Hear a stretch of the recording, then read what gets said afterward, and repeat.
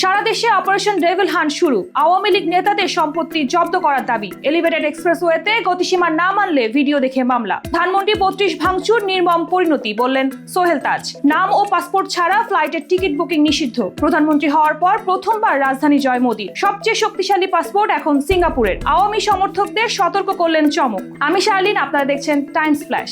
সারা দেশে operation devil hunt শুরু। সন্ত্রাসীদের আইনের আওতায় আনতে গাজীপুর এলাকা সহ সারা দেশে যৌথ বাহিনীর সমন্বয়ে এই বিশেষ অভিযান পরিচালনা করা হবে। গাজীপুরে শিক্ষার্থীদের উপর আক্রমণের পর সরকার হার্ডলাইনে গিয়ে এই অভিযানের সিদ্ধান্ত নেয়। এই অভিযানের ব্যাপারে বিস্তারিত এখনো জানা যায়নি, তবে নিষিদ্ধ সংগঠন ছাত্রলীগ ও চিহ্নিত অপরাধীদের গ্রেফতারেই মূলত অভিযানটি চালানো হতে পারে। বৈষম্য বিরোধী ছাত্র আন্দোলনের নেতারা সরকারকে এরই মধ্যে এ নিয়ে আলটিমেটাম দিয়েছেন। গাজীপুরের সব আওয়ামী লীগ কার্যক্রম বন্ধ ও গ্রেফতার অভিযান করা না হলে তারা বুলডোজার দিয়ে মোজাম্মেলের বাড়ি গুড়িয়ে দেওয়ার হুমকি দেওয়া হয়েছে। আওয়ামী লীগ নেতাদের সম্পত্তি জব্দ করার দাবি বৈষম্য বিরোধী ছাত্র নেতাদের। মোজাম্মেল হকের বাড়িতে মারধরে শিক্ষার্থীদের আহত হওয়ার ঘটনার প্রতিবাদে সমাবেশ থেকে এই দাবি তোলা হয়। সেখানে হাসনাত, সার্জিস, আরিফ, সোহেল সহ ছাত্র নেতারা বক্তব্য দেন। বক্তব্যে তারা বলেন, হামলার জড়িতদের দ্রুত বিচার, আইন শৃঙ্খলা রক্ষার দায়িত্বে থাকা কর্মকর্তাদের অপসারণ এবং দলটির নেতাদের সম্পত্তি বাজেয়াপ্ত করতে হবে। এলিভেটেড এক্সপ্রেসওয়েতে গতিসীমা না মানলে ভিডিও দেখে ২১ ফেব্রুয়ারি থেকে মামলা দেবে পুলিশ।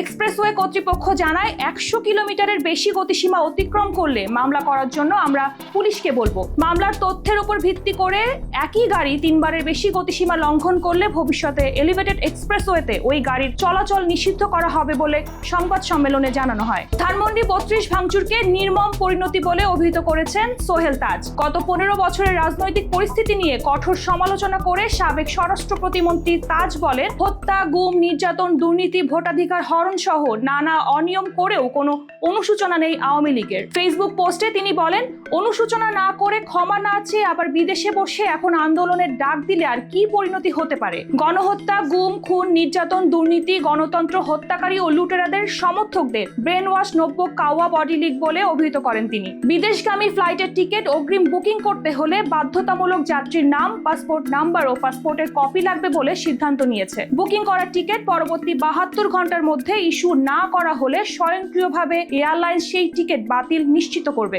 নাম, পাসপোর্ট, ভিসা ছাড়া বিভিন্ন এজেন্সি শুধু ইমেইলের মাধ্যমে এখন সিট ব্লক করে রাখে বলে অভিযোগের প্রেক্ষিতে এমন সিদ্ধান্ত এলো। প্রধানমন্ত্রী হওয়ার পর প্রথমবার মোদী দিল্লি জয়ের স্বাদ পেলেন। জয় স্পষ্ট হতেই দিল্লিবাসীর উদ্দেশ্যে বার্তা দিয়েছেন নরেন্দ্র মোদী। এই জয়কে তিনি উন্নয়ন এবং সুশাসনের জয় বলে উল্লেখ করেছেন। ২০১৪ সালে লোকসভা নির্বাচনে জিতে প্রধানমন্ত্রী হয়েছিলেন মোদী। ঠিক তার পরের বছরই দিল্লির বিধানসভা নির্বাচনে হেরে যান তিনি। ২০১৯ সালে লোকসভা নির্বাচনে আরো বেশি সংখ্যক আসন জিতে ক্ষমতা ধরে রাখেন মোদী। তবে ২০২০-এর দিল্লির বিধানসভা ভোটেও আপের কাছে হারতে হয় বিজেপিকে। ২০২৫ সালে পালাবদল ঘটল। বিধানসভা ভোটে অরবিন্দ কেজরিওয়ালের আপকে হারালো বিজেপি। সবচেয়ে শক্তিশালী পাসপোর্ট এখন সিঙ্গাপুরের। শক্তিশালী পাসপোর্টের দিক থেকে বাংলাদেশের অবস্থান এখন ৯৩তম।